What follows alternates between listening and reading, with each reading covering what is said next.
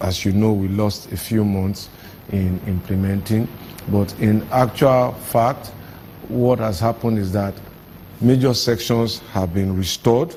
The long bridge has been completed, and in spite of the challenges, and I want to thank people for bearing with us at the time, given the discomfort that it created during the construction. But I'm sure their traveling experience now will make it well worth it, as I promised them that it will be a better experience when we finish. And I believe that they are working on two smaller bridges now, which should be nearing completion if they haven't finished. That is on the Shagamu Lagos side. On the Shagamu Ibadan side, there's another contractor there working, and they're making progress. Sum total where we are on that road is that the travel time has improved. And that is not me. Go and ask the travelers. I'm getting text messages. Our journey time is now 2 hours to Ibadan. Somebody will send me a text. It took me 1 hour, 17 minutes. Thank you very much. Thank the president for us. That's the feedback that is coming. So this government is delivering on its promise of reducing the cost and time of doing business. People used to stay on that road for 5 hours. They used to sleep there. And so even before it is finished, we're seeing some progress. On the second Niger Bridge, piles are being laid. Early works are being undertaken. Our contractor should have remobilized back to site. We are waiting for money because we haven't paid them. We're waiting for monies to be released so that we can give them the money. But they are moving the equipment and their men back to site. And the project is about 2 to 3 years away if fully funded.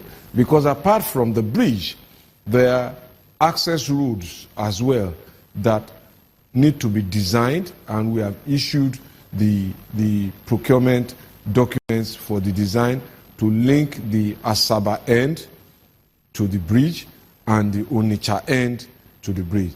Those roads are being procured for design, and once that is done, it will then be implemented simultaneously with the bridge works, which is already which has started, and we will continue because we now have FEC approval to do early works for, because we're doing it in stages. What is delaying the relationship or the delivery of the Lagos International Airport, the road that leads to the airport? The Lagos government has said the delay is from the federal government. The president has given his word, and they said that your ministry is the one delaying that. What is the truth behind that? My office has issued a statement through my media advisor, and I don't think that it is necessary for me to make any other comment. I have nothing useful to add. Government processes require that things must be done in accordance with requirements of the law. That may irritate sometimes, but there is no deliberate action to delay there. The memo is pending before the Federal Executive Council, and until Federal Executive Council approves it, it's a requirement of law that Federal Executive Council must have a say. That's all. So it's more of an emotional matter rather than the issue of reason. That is your opinion. And because it's a question. I'm going to stay only with the facts, and those are the facts.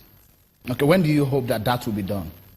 I have done my job. I have presented the memo to Council, and Council has deliberated upon it. Council has given further directives that certain things should be done. We have done them, so it's just time. Are you concerned with the issue of costing of some of these the projects on the ground? Because there are concerns that some of these projects are overcosted. Some of those who complain about cost don't also understand certain things. There are compensation costs in projects. We just approved, I just signed off yesterday, compensation costs for communities on the second Niger Bridge, running into over ₦1 billion for different communities. They are going to process and pay that money, otherwise we won't build. Those are part of the cost of the project. We had those kind of issues on the Ogbomo, so there's virtually no project that we're dealing with. All of these inherited projects, that there are no compensation issues. Those are part of the cost. The other costs also are litigation costs. Sometimes you are better off settling and paying and moving on. Because when you delay the project for 10 years and then you have this kind of price movement, you will find out that you have saved a lot of pennies and lost your pounds. There are school of thought that some projects, road projects in the eastern part of the country, because of the terrain, the issue of erosion, some people believe rather than use asphalt, use cement. Are you considering that? It's not about what you use. We must build with as many possible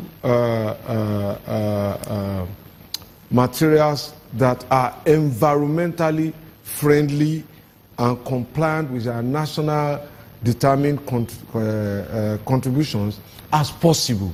And cement will be one of them. But you see, whether you build by asphalt or whether you build by or you do just the rigid pavement, which is cement, you still have to do ecological control.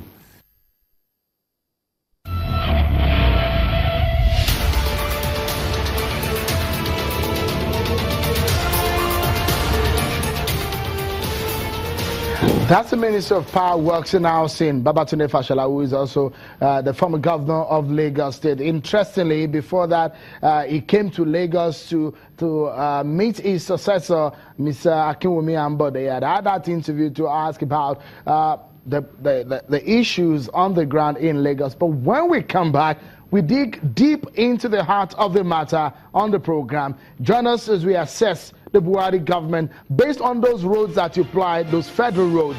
That's up to now. Join us again.